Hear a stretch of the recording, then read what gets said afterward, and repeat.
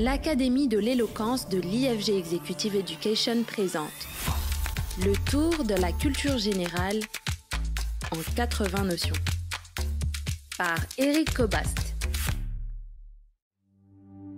Saison 2. Dans quelle société vivons-nous? Bonjour. Paul Valéry, regard sur le monde actuel. Je cite. Louis XIV, au fait de la puissance, n'a pas possédé la 100e partie du pouvoir sur la nature et des moyens de se divertir, de cultiver son esprit ou de lui offrir des sensations dont disposent aujourd'hui tant d'hommes de conditions assez médiocres. Un homme aujourd'hui, jeune, sain, assez fortuné, vole où il veut, traverse vivement le monde, couchant tous les soirs dans un palais.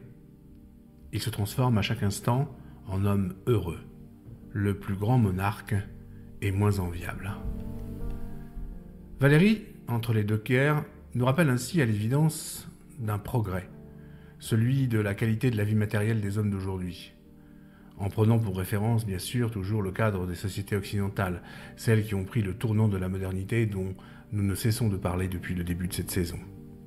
Alors Valéry associe rapidement, peut-être trop rapidement, ce progrès au bonheur. Il se transforme, dit-il, à chaque instant en homme heureux. C'est peut-être aller trop vite, car doit-on, peut-on, faut-il réduire le bonheur au confort? Car nous parlons bien en effet de confort, c'est-à-dire d'un sentiment de bien-être. Ni le corps ni l'esprit n'ont d'efforts à effectuer pour se sentir bien. Le mot confort vient de l'anglais comfort, le bien-être matériel, signe souvent d'ascension sociale, de standing. Un logement bénéficiant tout le confort, et en général on ajoute moderne, le confort moderne. Ce confort qui se manifeste tant dans la vie quotidienne et ses agréments domestiques, mais aussi dans la santé, le travail. Sauf que nous l'avons vu lors de la saison précédente, le bonheur ne se laisse pas facilement appréhender. Sénèque, dans La vie heureuse, raille ceux qui partent à la recherche de ce qu'ils ne connaissent pas, faute d'avoir su le définir, et évidemment il parle du bonheur. De même que la quête du bonheur ne se réalise pas dans l'hédonisme, c'est-à-dire la pratique et la valorisation du plaisir, les agréments et les bénéfices qu'apporte la technique moderne à l'homme d'aujourd'hui ne sauraient le rendre heureux. D'autant que ce fameux confort reste limité, car notre société moderne reste inconfortable à bien des titres. Tout d'abord, l'instabilité de ces temps modernes. Tout bouge. Surgit l'imprévisible, ce qu'on appelle les signes noirs, ces événements singuliers, inattendus, inimaginables, et qui échappent aux prévisions des savants. Mais aussi la nature même que prennent aujourd'hui ces changements, parce qu'ils sont le plus souvent destructeurs. La création aujourd'hui est à présent destructrice. On assiste en effet à l'avènement de ce qu'on appelle la disruption. Ce mot, emprunté au lexique spécialisé de la physique, désigne une décharge électrique qu'accompagne des étincelles. Et il est à présent régulièrement utilisé par les publicitaires notamment pour caractériser un certain type d'innovation. La disruption, c'est une forme de création, on parle d'innovation disruptive, d'impact disruptif, à contre-pied. Il faut en effet créer une rupture et communiquer de façon totalement originale, de façon à casser les conventions attachées aux produits dont on fait la promotion. Et puis il y a aussi, selon le principe du paradoxe de Tocqueville, ces perturbations du quotidien par ces petites violences de moins en moins supportables qu'on appelle les incivilités. C'est le principe du paradoxe de Tocqueville. Tocqueville avait constaté, avec surprise d'ailleurs, que plus une situation s'améliorait, plus l'écart avec la situation idéale était ressenti subjectivement comme intolérable par ceux-là même qui bénéficiaient de cette amélioration. Plus on sécurise le quotidien, moins sont supportables les petites agressions de ce quotidien.